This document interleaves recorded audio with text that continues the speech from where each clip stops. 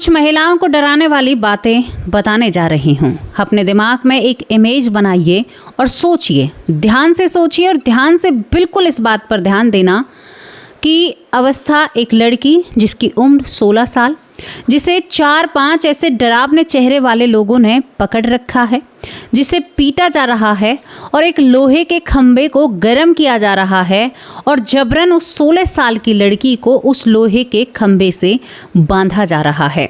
अब यहाँ पर डर लगता है ना, रूह थर्रा जाती है, दिल कांपने लगता है कि ऐसा किसी के साथ हो तो क्या होगा। दूर से देखने में बहुत ही एक कहते हैं ना कि बहुत शर्मसार करने वाली घटना है, बहुत ही निंदनीय घटना है।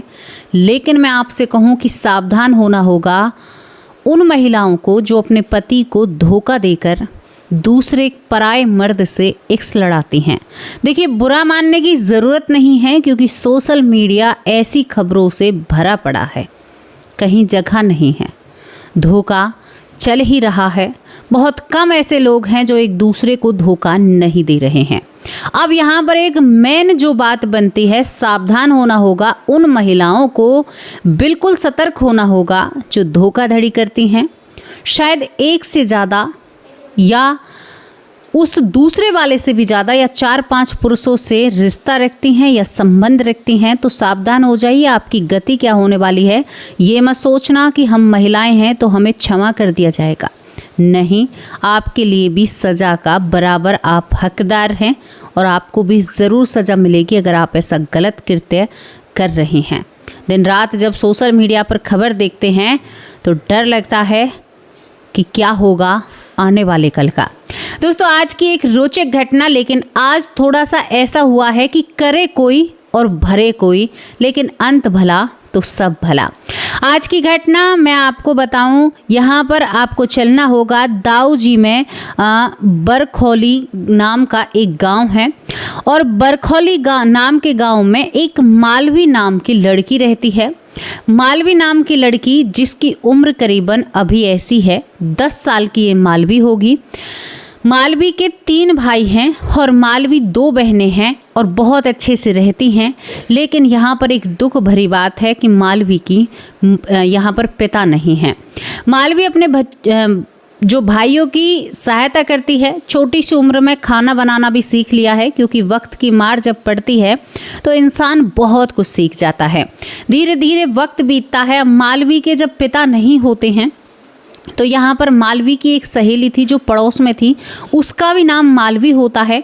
लेकिन ये मालवी इस मालवी से थोड़ी सी हटकर थी। कैसे हटकर थी? ये मालवी थोड़े से चरित्र की सही नहीं थी। कैसे सही नहीं थी?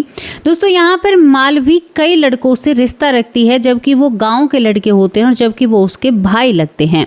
यहाँ पर जिस मालवी का पिता नहीं होता, ये मालवी बार बार इसे वार्निंग देती है और दूसरी जो मालवी है उसने 12 साल की उम्र से ही रिश्ता रखना शुरू कर दिया है, जबकि हम इस उम्र में बच्चों को बच्चे बोलते हैं। 12 साल की कोई ज़्यादा उम्र थोड़े ही है, लेकिन कभी कभी किसी का मन ऐसा चंचल होता है, ये आपको कहने की मुझे ज़रूरत नहीं है। धीरे धीरे वक्त बीतता है, वक्त के साथ वो इसी तरह से बड़ी हो रही थी। हालांकि 12-13 साल की उम्र में कोई ऐसा रिश्ता नहीं था कि जो वो गलत काम कर रही थी, लेकिन वो लड़कों की तरफ अजीब ही तरह से देखा करती थी। ये बात इस मालवी को बिल्कुल पसंद नहीं थी और कई बार इस मालवी ने कहा था कि ये सही नहीं है, तुम्हारे माँ बाप क्या कहेंगे अगर उन्हें पता चलेगा। धीरे धीरे दोनों सहेलियाँ हंसती खेलती बड़ी हो जाती हैं। 16 साल इनकी उम्र हो जाती है। अब यहाँ पर एक दिन जो इसके माँ बाप हैं, जो मालवी दूसरी है पड़ोस की, यहाँ पर उसके लिए एक रिश्ता आता है। जब रिश्ता आता है तो ये मालवी बहुत खुश होती है, कहती है यार तुम्हारे, यानी मैं यार कह रही हूँ, सॉरी माफ़ करना, ये कहती है कि देखो तुम्हारी किस्मत कितनी अच्छी है, तुम्हारे माँ बाप हैं तो तुम्हारे लिए समय पर हर कार्य हो रहा है। गाँव में पहले इसी तरह से विवाह कर दिए जाते थे जब बीती बातें थी, अब तो ऐसा नहीं होता है। ये कहती है कि तेरी किस्मत कितनी अच्छी है, हमारे लिए तो हमारी माँ है, कमाती है, मैं भी माँ का हाथ बटाती हूँ। पता नहीं हमारी शादी जाने कब होगी, लेकिन अभी जिम्मेदारी बहुत है, लेकिन देखो तेरे लिए बहुत कुछ है।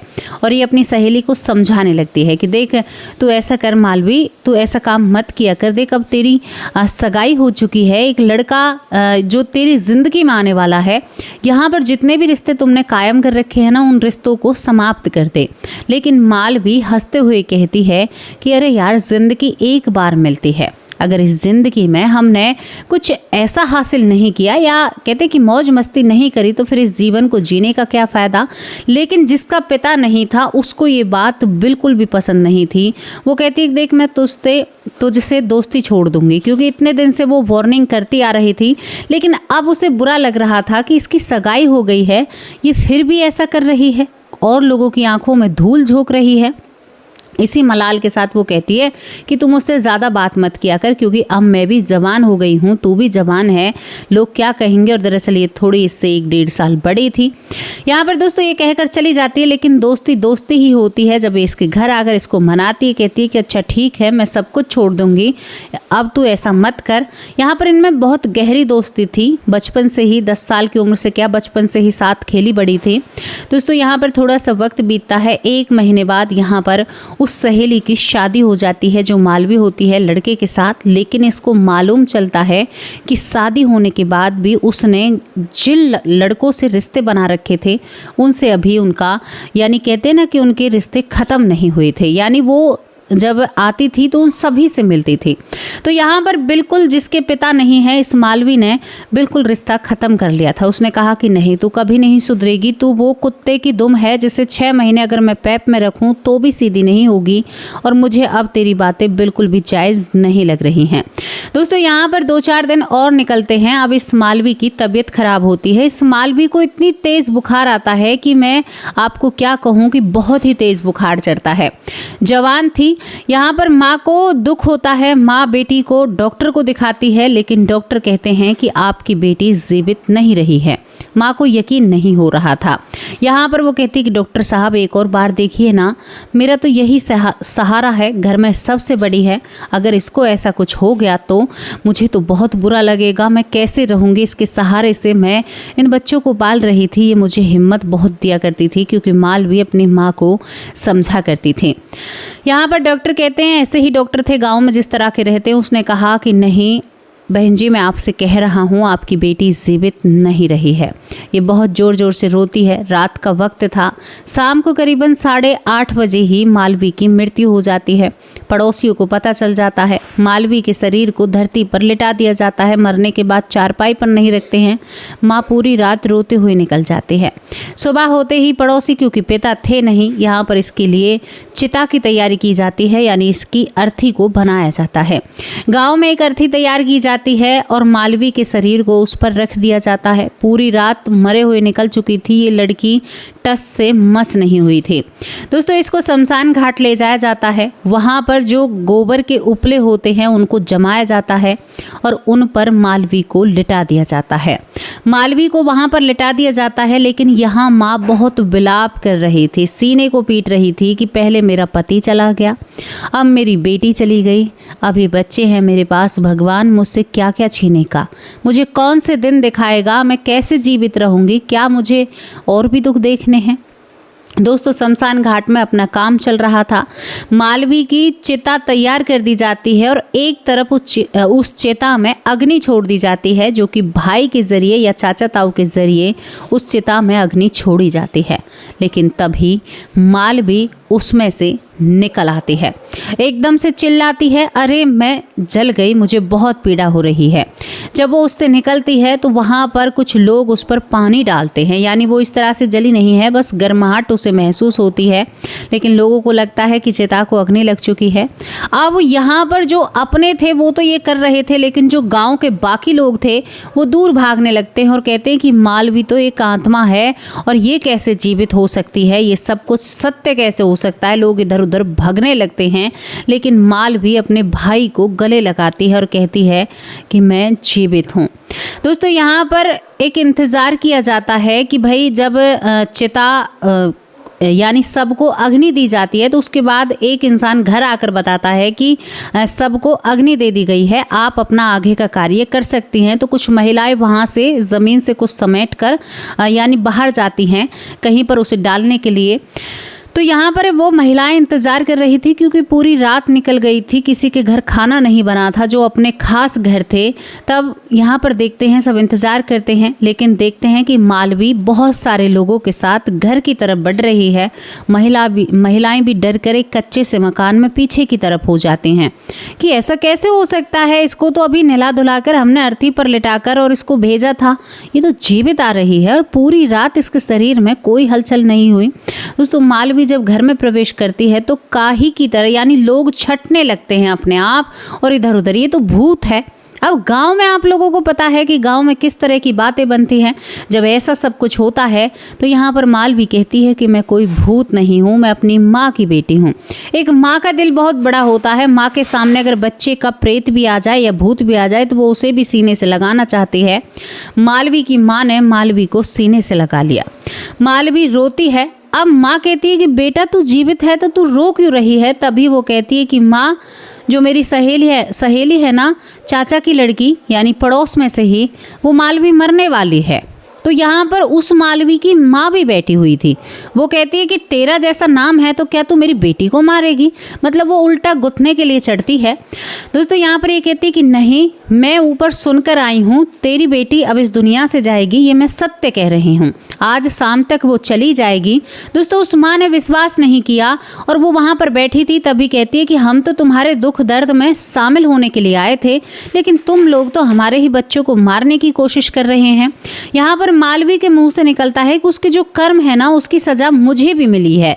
तो यहाँ पर सब लोग कान लगाकर सुनने लगते हैं कि कौन से कर्म की सजा। तो मालवी अपने आप को चुप करती है। चुप करने के साथ यहाँ पर दोस्तों अब लोग सुनना चाहते हैं कि तू कैसे बच गई, क्या हुआ, तू तो पूरी रात मतलब हिली डुली भी नहीं और डॉक्टर ने कई बार चेक किया था। तो यहाँ पर ये मालवी कहती है कि मैं सच में ही मरी थी, आप लोगों को यकीन हो या ना हो। मुझे यहाँ से करीबन 6 लोग ले गए थे। जब मैं चारपाई पर बुखार में तप रही थी तो उन्होंने कहा कि चलो, मुझे वो एक कांटेदार एक हंटर होती है, उसे मेरे शरीर पर चलाते हैं और मैं अपने शरीर से अलग हो जाती हूँ। मैं अपने आप को चारपाई पर पड़ा देखती हूँ और मैं उनके साथ चलने लगती हूँ। जैसे ही कुछ पथरीले रास्तों से मैं आगे की तरफ चलती हूँ तो वहाँ पर बहुत हाहाकार मची हुई है। तभी मेरी नज़र एक खंबे पर पड़ती है, जो खंबा बहुत ही धधक रहा था। वो लोग बड़े ही बेजुल्म थे, यानी उनके अंदर रहम बिल्कुल भी नहीं था। उन लोगों ने मेरे हाथ पकड़े और मेरे पैर पकड़े और एक छिपकली जैसे दीवार पर चिपकती है, मुझे इस तरह से उस खंबे से चिपका दिया। मैं चीखती रही, चिल्लाती रही, लेकिन उन लोगों को दया और रहम नहीं आई। बहुत देर तक वो बहुत जोर जोर से हंसते हैं और कहते हैं कि जब कर्म उल्टे करती है तब तो तुम्हें समझ में नहीं आता, अब क्यों चीख रही है और चिल्ला रही है। जब मुझसे इस तरह की बातें की जाती हैं तो मुझे बहुत बुरा लगता है, क्योंकि मैंने कोई कर्म गलत नहीं किया है। ये कहती है कि इससे आगे मुझे एक बहुत खूबसूरत पेड़ लगे हुए हैं, बहुत अच्छी सुगंध वहाँ पर आ रही है। वहाँ पर एक सिंहासन है और एक किताब वाले बाबा हैं। उनके सामने जब मुझे ले जाया जाता है तो वहाँ पर जब मैं पेश होती हूँ तो वो किताब वाले बाबा एकदम से कहते हैं कि अरे तुम तो गलत लड़की को लेकर आए हो, यानी तुम गलत आत्मा को लेकर आए हो। इस मालवी को नहीं आना था, उस मालवी को आना है जो छरोरा गांव में है, यानी छरोरा गांव में इसकी दोस्त की शादी हुई थी। अब एकदम से इस मालवी को होता है कि वो तो मेरी दोस्त है। जब ये सुनती है तो यहाँ पर इसको बोलने का मौका नहीं दिया जाता है। यहाँ पर वो किताब वाले बाबा कहते हैं कि तुम अपने काम में गलती क्यों करते हो, उसको आना है और इसको क्यों सज़ा दी। जब इसको इस चीज़ की सज़ा मिलनी ही नहीं थी तो इसको सज़ा क्यों दी। और तभी वो लोग माफ़ी मांगने लगते हैं उस किताब वाले बाबा से। यहाँ पर मैं मालवी के बारे में एक बात बता दूँ, मालवी बिल्कुल भी पढ़ी लिखी नहीं है कि कहीं आप कहने लग जाएं कि उसने कोई शास्त्र या वेद या कुछ ऐसी चीज़ या गरुड़ पुराण पढ़ लिया होगा, तो वो बिल्कुल भी पढ़ी लिखी नहीं है। उसके लिए एक अक्षर भी पढ़ना नामुमकिन है। दोस्तों यहाँ पर जब मालवी सुनती है तो मालवी बोलने का मौका नहीं मिलता। वो लोग क्षमा मांगते और कहते हैं कि अभी दूसरी को लेकर आते हैं और मालवी को ऊपर से ही धक्का दे दिया जाता जाता है जब मालवी ऊपर से धक्का मिलता है और जब वो अपने आप को देखती है अपने शरीर में, तो उसका शरीर उस वक्त तक ऊपलों से ढक दिया गया था और उसमें अग्नि भी छोड़ दी गई थी। मालवी के पैर जल जाते हैं और पेट भी हल्का सा जल जाता है, जिस तरह से उसके साथ शमशान घाट में।